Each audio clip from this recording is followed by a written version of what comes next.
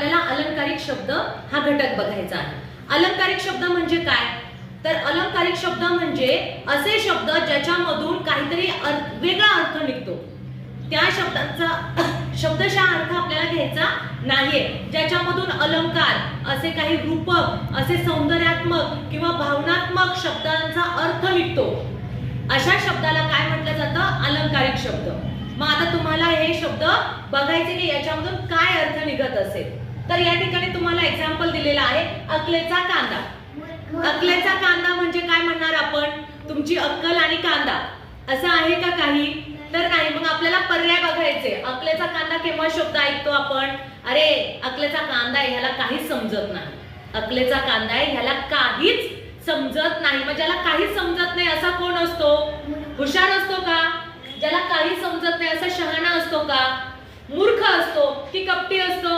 ज्याला काहीच समजत नाही तो अकलेचा कांदा आहे. म्हणजे 3 नंबरचा पर्याय मूर्ख आहे की नाही? वेगळा शब्द, शब्दशः अर्थ आपल्याला घ्यायचा नाहीये.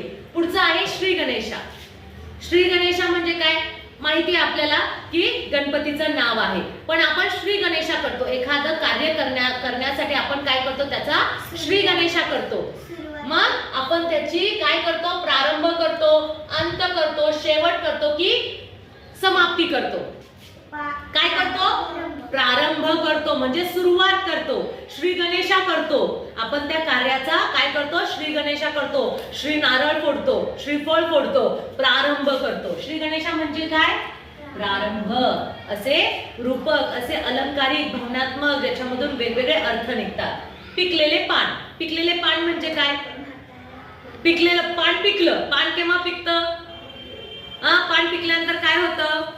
आपल्याला माहिती आहे ना, त्याचं वय वाढत गेल्यानंतर ते पान पिकतं आणि पिकल्यानंतर खाली पडतं. मग पिकलेलं पान कशाला म्हणतात? तरुण आहे, लहान, मोठे की म्हातारा?